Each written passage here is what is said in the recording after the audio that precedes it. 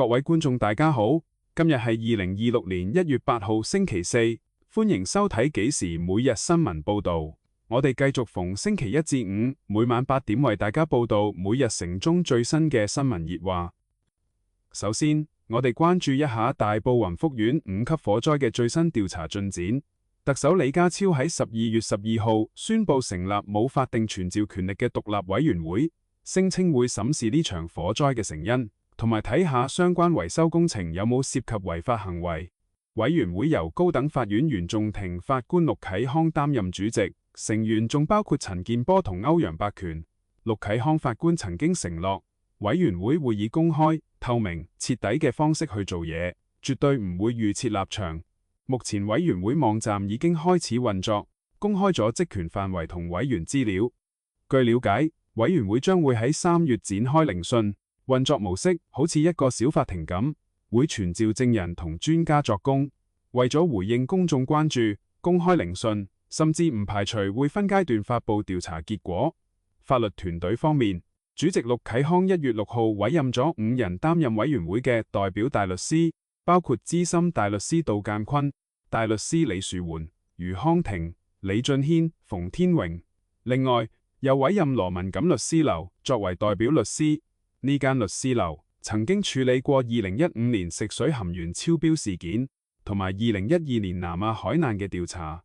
杜淦堃喺2022至2024年期間曾任大律師公會主席，1999年獲大律師資格，2015年獲委任為資深大律師，專門處理銀行法、公司法等商業訴訟。佢同時亦係高等法院原訟庭特委法官。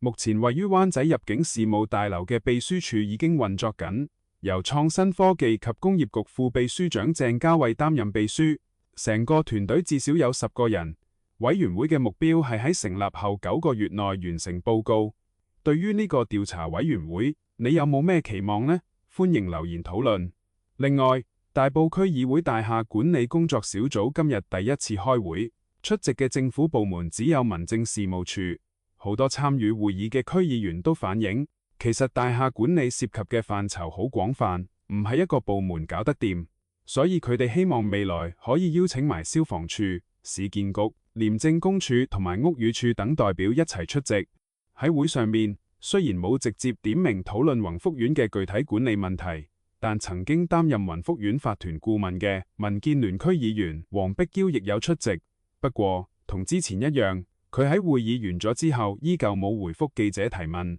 並由後門離開。黃碧嬌喺會上提出，過往民政處有義務律師幫市民，佢關注政府會唔會提供支援，安排公正第三方人士出席法團換屆大會，同埋喺出現財政糾紛時提供會計支援。關於近年業主好擔心嘅圍標同設施老化問題，區議員麥成浩就提到，區內好多喉管已經用咗30至40年。試過爆水管都搞唔清係咪公家喉管，佢促請邀請水務署、廉署同競委會派人嚟講解不法集團最新手法，等區議員可以攞到第一手資訊話俾法團聽。為咗增加透明度，區議員胡卓謙建議法團可以搞會議直播，取代以前嗰啲密密麻麻嘅紙質公告，等居民容易啲掌握會議重點。小組主席羅曉峰亦建議，未來可以先邀請消防處講解物聯網火警偵測先導計劃，同埋揾滲水辦嚟幫手處理滲水問題。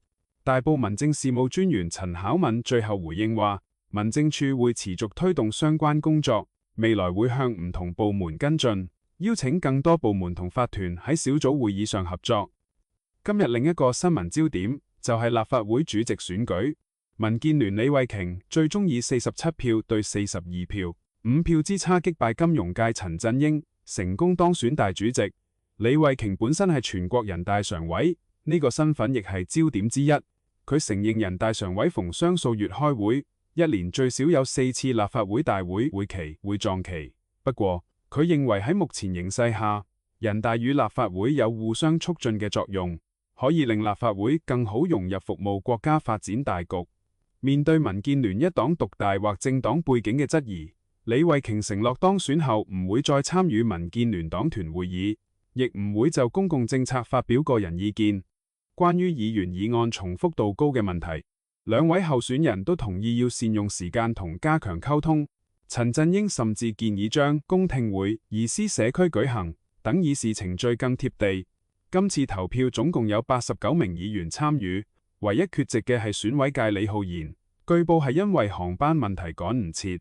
李慧瓊當選後隨即宣布，本屆立法會首場會議將會喺下星期3 14號討論大埔宏福苑大火嘅善後工作。佢強調今屆議會冇適應期，必須盡快處理社會關注嘅迫切問題。李慧瓊升做大主席，喺香港政府排名第7位，薪金待遇亦都大跳升，月薪由普通議員嘅10萬蚊左右加到21萬7千幾蚊，係議會入面最高薪嘅職位。至於落敗嘅陳振英，目前被視為接任內務委員會主席嘅熱門人選。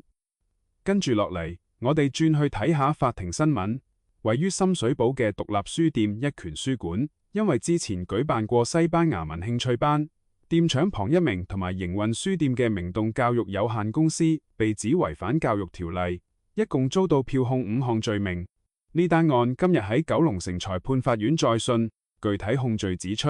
喺2025年4月23日，有人告發一拳書館喺未根據條例註冊或臨時註冊嘅情況下，管理一間位於深水埗大南商業大廈3樓嘅學校。另外，龐一鳴同公司亦被指准許一名叫 Montan Antonio Barrow， 既唔係檢定教員，亦唔係准用教員嘅人士喺度教學。被告龐一鳴喺庭上否認所有控罪。控方指出，案件預計會依賴被告嘅錄影會面作為證據，入面包含咗被告嘅混合式招認。控方原本準備咗8名證人，但辯方表示全部都無需盤問，亦唔爭議平面圖、學生資料清單同入學記錄表等證據。裁判官曾宗堯最後將案件排期喺今年3月11號開審，預計審訊需要1日，並會以中文進行。根據法例，如果任何人管理或參與管理一間未經註冊或臨時註冊嘅學校，或者係呢類學校嘅擁有人或教員，一經定罪，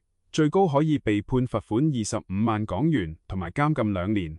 呢單案嘅法律爭議點係，到底點樣先算係一間學校呢？根據教育條例，學校係指一間院校或機構，只要喺任何一日向20人或以上，或者喺任何時間同時向8人或以上提供教育課程，包括幼兒、中小學或專上教育，就已經符合定義。目前，被告龐一鳴係呢單案唯一嘅辯方證人。到底一個興趣班點樣會變成法律定義下嘅學校呢？書店喺推廣文化活動時嘅法律邊界喺邊度，將會係審訊嘅關鍵。下一則新聞係關於2019年反送中運動嘅案件。當年11月，警方圍封理工大學，有213人於11月18號喺油麻地被指參與圍魏救趙而被控暴動，其中有4名被告經審訊後被裁定罪成，佢哋之後提出定罪同埋刑罰上訴，而上訴庭喺今日聽完陳詞之後，即日駁回所有申請。呢場上訴聆訊由法官彭偉昌以及2名原訟庭法官張慧玲、陳慶慧審理。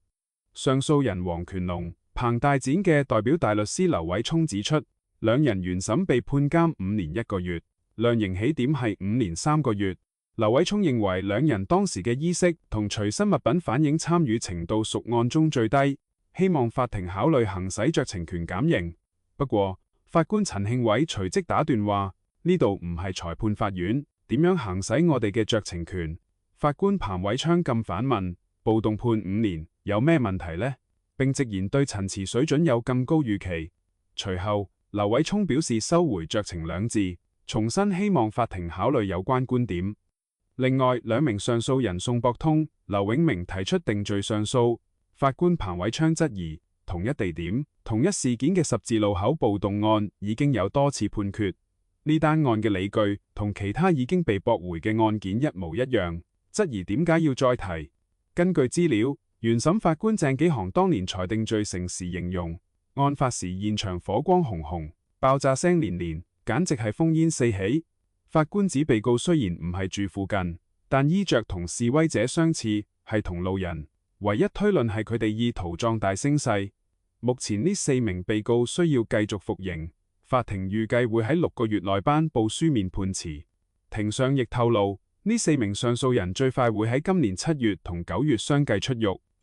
跟住落嚟，我哋轉去關注即將94歲生日嘅天主教香港教區榮休主教陳日君樞機。雖然陳日君目前因為涉及國安案件而被警方扣留護照，但近日佢獲准第3度離港，前往羅馬出席教宗良14世上任後首個特別樞機大會。呢次行程最受矚目嘅係陳日君喺當地時間今個星期3朝早獲得教宗私人接見。根據傳媒披露，陳日君同良14世會晤咗近1個小時，期間兩人談及咗多個敏感課題，包括目前處於延長階段嘅中梵主教任命協議，以及被視為較受中共認可嘅香港教區副主教蔡惠民升任輔理主教嘅議題。除咗教會內部事務，雙方仲談及咗壹傳媒創辦人黎智英涉及嘅國安法案件。值得留意嘅係，良14世舊年10月亦曾經接見黎智英嘅妻女。作為612人道支援基金信託人，陳日君喺2022年被指涉嫌串謀勾結外國勢力被捕。雖然至今當局未提出起訴或結案，但佢嘅旅遊證件一直被扣留。今次係佢繼出席前2任教宗喪禮之後，近年第3次獲准短暫取回護照出國。陳日君過去一直對中梵協議持反對立場。2020年佢曾親赴羅馬求見當時嘅教宗方濟各，但最終被拒見。有教區人士分析，今次新教宗主動接見陳日君，可能預示住梵蒂岡對香港問題同埋中梵關係嘅態度出現咗微妙變化，顯示新教宗比較重視唔同嘅意見。近期，良14世對香港事務表現出關注，除咗接見陳日君同黎智英家人，大埔雲福苑火災之後，佢亦曾經向香港教區發唁電，祈求死者安息。現任香港教區主教周守仁樞機亦表示，教宗現階段願意延續對話嘅方向。下一則新聞，為咗打擊近日好嚴重嘅排隊黨問題，運輸署宣布由今日起，即時取消喺金鐘牌照事務處免試簽發香港駕駛執照嘅現場派籌安排。由下星期12號開始，呢項服務會全面轉用電子即日籌，系統會喺每個工作日嘅早上7點準時開放，每日提供300個名額，比以前嘅140個多咗1倍。採取先到先得方式，申請人或者代理人需要輸入申請人嘅身份證明文件頭4位數字、英文姓名同埋電話。成功攞籌之後會收到短信通知，要按時去櫃位交文件。如果過咗時就要重新再攞籌。運輸署署長李仲恩今日就話，今次得到數字辦嘅技術支援，系統有功能去分辨係真人定機械人，防止有人用外掛程式搶名額。同時，因為籌號必須登記申請人嘅個人資料，現場職員會核對短信資料，可以有效防止轉讓籌號。李仲恩預計，到咗3月份，呢項服務可以全面實施網上預約，到時有望徹底解決代辦衍生嘅問題。運輸署金鐘辦事處今日安排咗職員向前來摸門釘嘅市民解釋新安排。有市民就批評運輸署效率低，以前攞籌同取證竟然要各等4個鐘。有市民話運輸署係等到傳媒報道先肯跟進。雖然現場排隊嘅亂象暫時消失咗，但立法會議員陳恒鑌就擔心程式黨可能會取代以前嘅排隊黨。佢認為隨住粵車南下同海外自駕遊嘅需求上升，每日300個名額未必足夠。香港汽車會永遠榮譽會長李耀培就覺得今次處方係從善如流，唔使搞到香港咁落後。佢仲建議將名額劃分為代理籌同個人籌，並分開上午同下午時段，方便大陸人。如果你有用開 PayMe， 以下呢則新聞你一定要留意。因為你嘅交易記錄同個人資料可能喺你唔知情嘅情況下洩漏咗。根據南華早報今日獨家報道，個人資料私隱專員公署目前正針對匯豐旗下嘅電子錢包 PayMe 展開調查，因為呢個 App 嘅早期用戶可能面臨嘅私隱風險，事關部分用戶嘅資料可能因為當時嘅默認設置而被公開，但係佢哋到而家都仲未知情。報道話，私隱專員公署已經啟動咗循規審查，會全面調查所有相關問題。公署會特別睇下舊有用戶嘅潛在風險，同埋研究 App 入面嘅提示功能係咪真係有必要加強。而銀行必須確保個系統喺預設情況下就已經提供最高等級嘅隱私保護，而唔係要用戶自己逐樣去揾點樣保護自己。PayMe 目前有大約320萬用戶，支援全港超過10萬間商戶。呢次受影響嘅主要係最早期嘅用家，因為 PayMe 剛推出嗰陣定位係點對點社交支付 App， 所以當時好多設定都係偏向公開社交性質。面對今次調查，匯豐回應話，暫時冇收到任何機構指控 PayMe 違反私隱條例，並解釋呢次只係公署嘅循規審查，用意係評估機構係咪遵守緊相關法規。自從2019年開始，所有新註冊用戶嘅私隱設定已經預設做唔公開，除非你自己手動去改。匯豐強調，用戶一直可以喺 App 內自由更改私隱設定。佢哋喺2019年更新嗰陣，已經向所有當時嘅用戶發咗電郵通知，教大家點樣將交易記錄由公開切換去私密設定。目前私隱專員公署表示，因為調查仲進行緊，現階段唔會再作進一步評論。最後講下財經新聞，匯豐斥資約1000億元去將恒生銀行私有化，呢項重大議案就喺今日正式進行表決，全市場都高度關注最終嘅投票結果。而喺表決結果出爐之前，兩間銀行嘅股價表現各異，匯豐股價跌超過2%，收報124蚊3毫。至於恒生股價就相對穩陣，收市微升0.1%，報153蚊9毫。講返整體大市表現，港股今日延續咗尋日嘅弱勢，恒生指數一開始就跌咗156點，之後跌幅越趨擴大，下晝最多曾經挫498點，甚至失守26000點大關，低見25960點，最終恒指收報26149點，跌咗309點，而國指同科指都分別跌咗1.1%。講返匯豐控股私有化恒生銀行，今日恒生分別召開咗法院會議同埋股東特別大會，現場氣氛相當熱烈，有大約300至400名恒生小股東親自去到酒店會場參與投票。今次匯豐係根據公司條例第673條，以協議安排方式去進行私有化，門檻相當之高。首先要喺法院會議攞到至少75%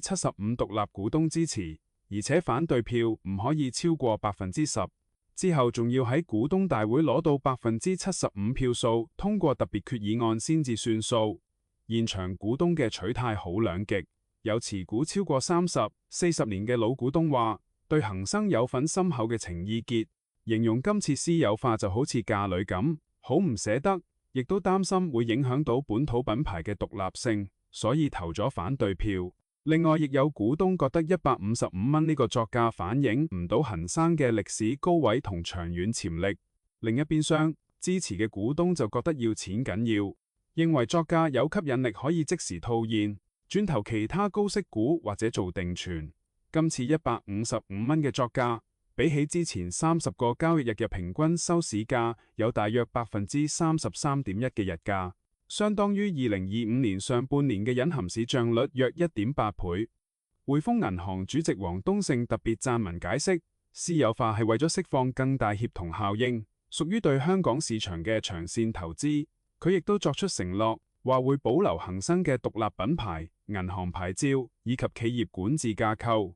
喺表決之前，多家顧問機構包括 ISS、Glass Lewis 同埋獨立財務顧問新百利融資都建議投贊成票。就連持有恒生約0.78%股權嘅挪威中央銀行投資管理都已經表態支持。喺大約晚上7點鐘，私有化方案獲得通過，意味住高等法院會喺今個月23號召開聆訊，而恒生預計會喺本月27號撤銷上市地位。究竟往後會點樣發展？我哋會繼續為大家跟進。